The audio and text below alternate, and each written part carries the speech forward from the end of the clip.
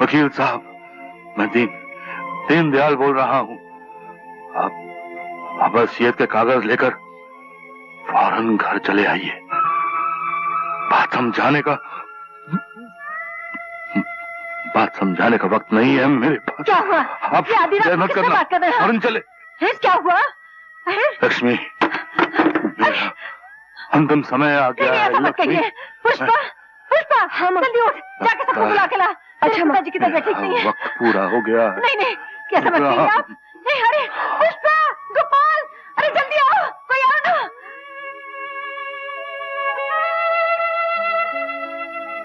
Doctor साहब, इन्हें फौरन हॉस्पिटल में दाखिल करना पड़ेगा।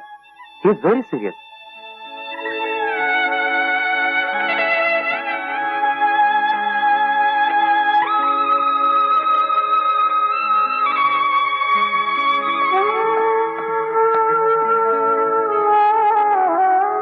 क्या बात है? Something serious? या इज वेरी सीरियस। वकील साहब कागज ले आए? जी, आपके कहने के मुताबिक इस वसीयत में चारों बेटों के 4 बराबर के हिस्से लिख दिए हैं। बाबूजी, इसकी क्या जरूरत थी? जरूरत है बेटे, वक्त का कोई भरोसा नहीं। और फिर ये वो काम है जो मुझे बहुत पहले कर लेना चाहिए था। लीजिए वकील साहब, मैंने साइन कर दिया। जी।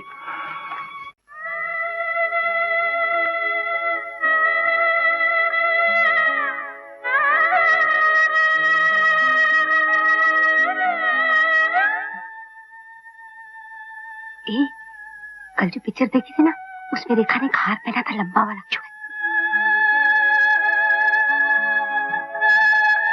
डॉक्टर साहब जी, कोई चिंता की बात तो नहीं है ना? देखिए, जब तक उनकी डायबिटीज कंट्रोल में नहीं आ जाती, ऑपरेशन नहीं हो जाता, तब तक कुछ कहा नहीं जा सकता। आपके ख्याल में ऑपरेशन कब तक होगा? मेरा ख्याल है कल सुबह तक हो जाना चाहिए। ओके?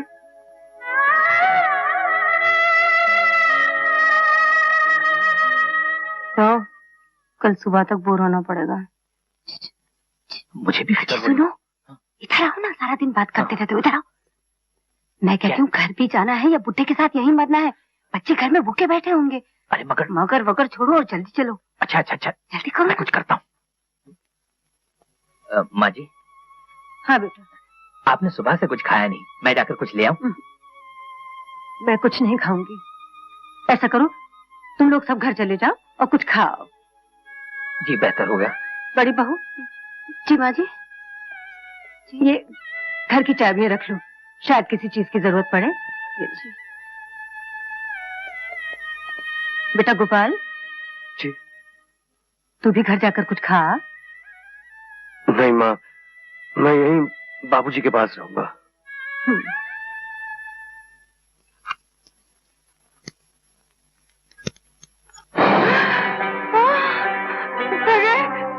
तो जलवा ही जलवा भाई। जेवर देखकर तो मेरे मुंह में पानी आ गया। जिस चीज को देखकर मुंह में पानी आए उसे फौरन खा लेनी चाहिए। क्या मतलब? यही कि माल सामने पड़ा है, मिलजुल के आपस में बंटवारा कर लेते हैं। कहते हैं जब नहीं, अभी नहीं, बुरी बात है। पिताजी जब ठीक होकर आएंगे तो क्या कहेंगे?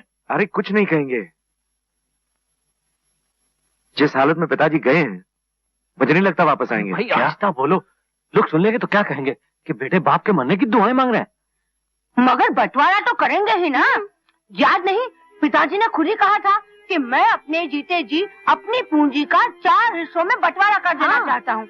हम तो उन्हीं की आज्ञा का पालन कर रहे हैं ना। बिल्कुल, दीदी ठीक ही तो कह रही है। तो भाई मनोहर, तुम्हारी क्या राय है? नेकी और पूछ पूछ। गिरधर, जो सबकी राय वो गिरधर की राय। ठीक है, फिर कर दो बंटवारा। हेलो। ठीक है, फिर इसको 4 हिस्सों में बांट लेते हैं। अजी 4 हिस्सों में क्यों? हम तीनों आपस में बांट लेते हैं ना। हाँ। क्यों? और गोपाल का हिस्सा? अरे वो डफली बजाने वाला, वो नोट और जेवर की कदर क्या जाने। उसमें रुपए पैसे संभालने की बुद्धि कहाँ है? बिल्कुल ठीक, हिस्से 4 नहीं 3 होंगे। निराश मत हुई माँ जी, मेरा दिल कहता है बाबूजी जरूर अच्छे हो जाएंगे। बहू, बस माँ जी बस, हम सबकी प्रार्थनाएं बेकार नहीं जाएंगी। भगवान इतना निर्दयी नहीं है। कुछ नहीं होगा, बाबूजी अच्छे हो जाएंगे। सब सब पहले जैसे हो जाएगा।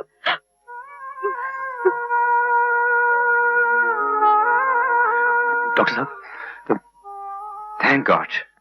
ऐसे लगा जैसे मौत के हाथों में गया इंसान वापस लौट आया हो। घबराने की कोई बात नहीं, ऑपरेशन कामयाब रहा। देखा बाजी, मैंने कहा था ना, हम सबकी प्रार्थनाएं बेकार नहीं जाएंगी। मुबारक हो। एक मुबारक हो बोलने में कितना टाइम टाइम बोले में कितना टाइम लगा रहा है। जी पिताजी, आपने बुलाया मुझे? बेटे, वैसे लड़के वालों को रुपए देने का वादा तो कल का है, तुम आज ही जाकर दे आओ। वक्त से पहले रुपए देने से हमारी इज्जत बढ़ जाएगी। ये लो चाबियां। हाँ? तिजोरी में से 3 लाख रुपए निकाल कर दे आओ। जी बहुत अच्छा।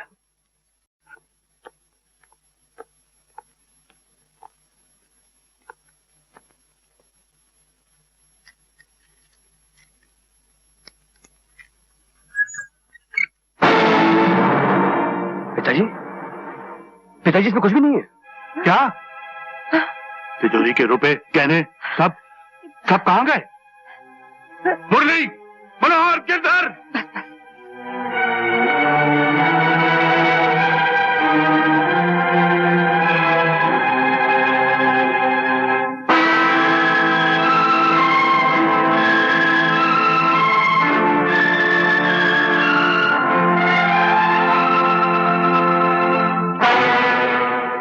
मैं पूछता हूँ, तिजोरी के रुपए गहने सब कहाँ हैं? पिताजी, उन सबका तो हम लोगों ने आपस में बंटवारा कर लिया। बंटवारा? अरे बाप तुम्हारा अभी जिंदा है और तुम लोगों ने बंटवारा कर लिया है? गोपाल, तुमने मुझे इसके बारे में कुछ भी नहीं बताया। तो खुद इसके बारे में कुछ भी नहीं जानता पिताजी। वाह वाह मेरे सपूतो, वाह वाह वाह। देखा मुरली की माँ, यह है आज के जमाने की औलाद। बाप अस्पताल गया तो समझे कि वहीं से शमशान को निकल जाएगा, घर वापस आना नहीं है, इसलिए कर लो जायदाद का बंटवारा। हाँ, हॉस्पिटल जाने से पहले बंटवारा तो आप कर गए थे, हमने तो सिर्फ आपकी आज्ञा का पालन किया है। अच्छा, मेरी आज्ञा का पालन किया तो ठीक है। अब वो सारे रुपए गहने जो तुम लोगों ने बांट लिए आपस में, उन्हें वापस तिजोरी में रख दो। सुना नहीं मैंने क्या कहा है? अरे मूर्खो, अब मेरी आज्ञा का पालन करो ना। बोलने के लिए मना किया है। आप शांत हो जाइए। मुझे चिल्लाने से मना करती हो और इन बेगैरतों को मना नहीं करती, समझाती नहीं है? कल अगर ज्वाला प्रसाद जी के यहाँ 3 लाख रुपए नहीं पहुंचे ना, तो हमारी बेटी का रिश्ता टूट जाएगा, उसकी सारी जिंदगी तबाह हो जाएगी, बर्बाद हो जाएगी। और उसका सारा कारण ये होंगे, ये तुम्हारे ये बेगैरत मूर्ख। अरे मेरा मुंह क्या देख रहे हो? पिताजी, आपकी बड़ी बहू कह रही है। बड़ी बहू? कौन, तुम्हारी बीवी? हाँ, बीवी के गुलाम। बोलो, क्या कह रही वो? बोलो। यही कि गोपाल की शादी में हमने 1 पैसा नहीं लिया। हाँ, तो फिर पुष्पा की शादी में क्यों दहेज दें? और पिताजी, वैसे भी दहेज लेना और देना दोनों कानूनन जुर्म है। उस दहेज के लालची ज्वाला प्रसाद के घर में पुष्पा को बहू बनाकर भेजना उसे कुएं में धक्का देने के बराबर होगा पिताजी। हमें तो खुद ही ये रिश्ता तोड़ देना चाहिए और पुष्पा के लिए कोई दूसरा रिश्ता ढूंढना चाहिए। अच्छी बात है, कोई दूसरा रिश्ता तलाश कर लेते हैं उसके लिए, लेकिन ये बंटवारा फिर से करना पड़ेगा। और अब के इस बंटवारे के 4 नहीं 5 हिस्से होंगे। पुष्पा भी जायदाद की उतनी हकदार है जितना कि तुम सब हो, और मैं उसका हिस्सा उसे दिलवाना चाहता हूँ। अरे ये तुम लोग कहाँ जा रहे हो? मुरली, मनोहर, गिरधर, अरे सुनो तो। मुरली की माँ, ऐसी होती है खून चूसने वाली औलादें। अरे हमने सारी जिंदगी इन जहरीले सांपों को अपना खून पिलाकर, अपने सीने से लगाकर इन्हें पाला, मगर आज ये लालच के मोह में आकर इन्होंने अपने बाप के कलेजे में डंक मार डाला। रे लक्ष्मी इंसान भगवान से रो रो कर औलाद की भीख मांगता है, और वही औलाद बड़े होकर उसकी मौत की दुआएं मांगती है, है? बस बाबूजी बस आपकी तबीयत ठीक नहीं है, जख्म अभी कच्चा है। अरे ये कोई जख्म है? इससे बड़े जख्म तो ये मेरे बेटे दे रहे हैं मुझे। ये मेरे बेटे नहीं है, ये लालच की चोट से माँ बाप का गोश्त नोच नोच और खाने वाले जहरीले गिद्ध हैं। बाबूजी बस, आपकी तबीयत ठीक नहीं है, आप आराम कीजिए, सब ठीक हो जाएगा, आप चिंता बिल्कुल मत कीजिए। मर गया डॉक्टर, मर गया। आई आई आई आई आई मेरे दाढ़ में बहुत दर्द है। आई अरे तुम चिंता मत करो, सब ठीक हो जाएगा। ये डॉक्टर है या लॉयर है? पकड़ पाना और हथौड़े से इलाज करता है। इसी मेरे आपका बाप का इलाज किया था। हो सकता है अकलापन हथौड़ी और पकड़ पानी से निकलता हो। इसके हाथ में बहुत ताकत मालूम। हाँ, बड़ा डॉक्टर है।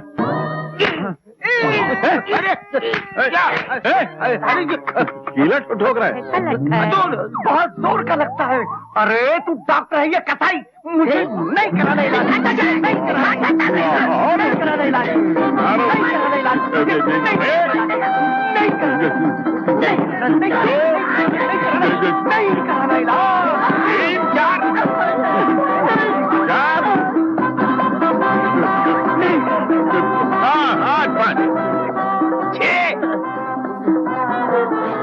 कुत्ते की जैसी हालत हो गई ना। आया अरे दुनिया तो मिली थोड़ी थदाली नहीं है, तो आता है खिला थलवाता है, पता दिए भीतर मार मार कर चला जाता है। अच्छा ले जाओ। हमको इलाज नहीं करवाना है। अरे चिंता मत चलो, हथौड़े के 3 फटके मारूंगा, सब ठीक हो जाएगा। हथौड़ी के फटके? हमारी जबान को क्या घोड़े की टांग समझ रखा है? तो फटके मार के नाल लगाएगा? अरे पहले मैं नल लगाता था।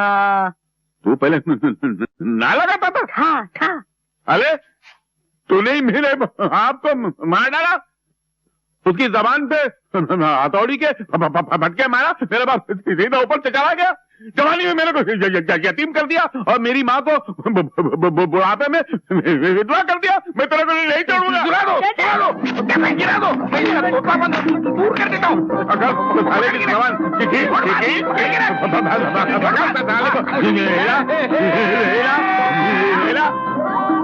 अबे करेगा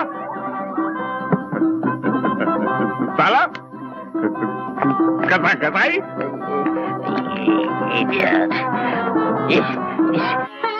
अरे गोपाल बेटे, शीतल कैसे आए? ये आपकी अमानत, पूरे 3 लाख रुपए हैं जी। लेकिन इतनी जल्दी क्या थी? अभी तो बहुत दिन बाकी है। आज नहीं तो कल देना तो था ही, सोचा जब पैसे पास हैं तो दे ही दें। बस आपसे एक ही विनती है बाबूजी, इसके बारे में किसी से जिक्र मत कीजिएगा, ताकि बिरादरी में आपकी और हमारी दोनों की इज्जत बरकरार रहे। उसकी फिक्र मत करो बेटे, तुम्हारी इज्जत हमारी इज्जत है। चलता हूं।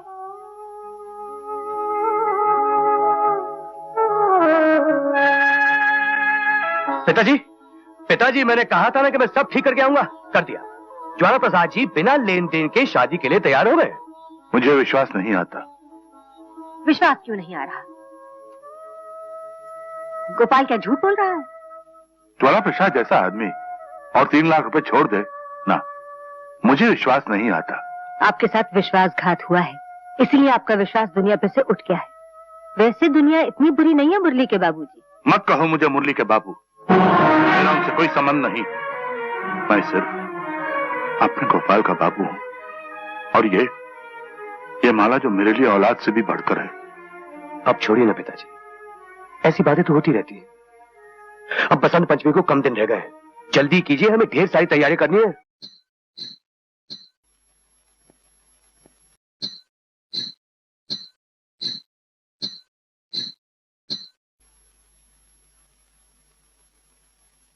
गोपाल, क्या बात है? बहुत परेशान दिख रहे हो। नहीं, ऐसी तो कोई बात नहीं है। बात है, तभी तो चेहरे पर परेशानी की झलक नजर आ रही है।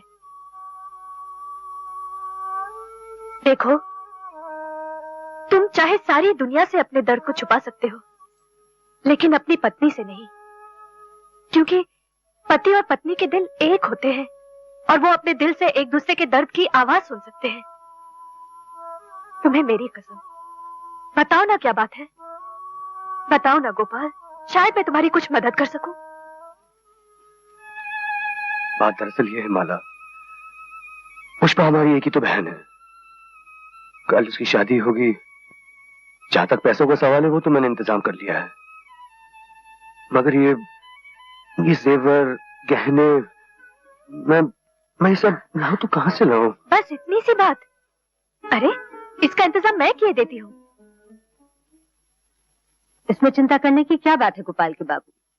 द्वारका प्रसाद जी हमें गहने उधार दे देंगे और शादी के बाद हम उन्हें। आओ बेटी। बाबूजी, आपने कहा था ना कि मैं आपकी बहू नहीं, आपकी बेटी हूँ। हाँ बेटी, तू जन्म से हमारी औलाद ना सही, मगर हमारी औलाद से बढ़कर। तो फिर ये छोटी सी भेंट स्वीकार करेंगे? ये क्या है? गहने हैं पिताजी, पुष्पा के लिए। गहने? किसके गहने? पिताजी ये वही गहने हैं जो आपने मेरी शादी के समय मुझे दिए थे। नहीं बेटी, ये तेरे गहने हैं, हम इन्हें कैसे ले सकते हैं? एक बार जो दे दिया तो दे दिया, अब इनमें तेरा अधिकार है। गहने होते हैं किस लिए? आड़े वक्त में काम आने के लिए। ये गहने मैंने पहने, अपनी ससुराल आ गई, अब मेरी ननद पहनेगी और अपने ससुराल चली जाएगी। नहीं पिताजी, आप एक शब्द भी नहीं कहेंगे। आप इन गहनों को रख लीजिए, भगवान के लिए आप इन्हें रख लीजिए। आपको मेरी कसम, आपको अपनी बेटी की कसम, इन्हें रख लीजिए। वाह बेटी वाह, मेरी बेटी, तूने आज ये साबित कर दिया कि तू इस बड़े घर की सबसे छोटी बहू सही, लेकिन इंसानियत के दर्जे में तू सबसे बड़ी। तू महान है मेरी बेटी, तू महान है।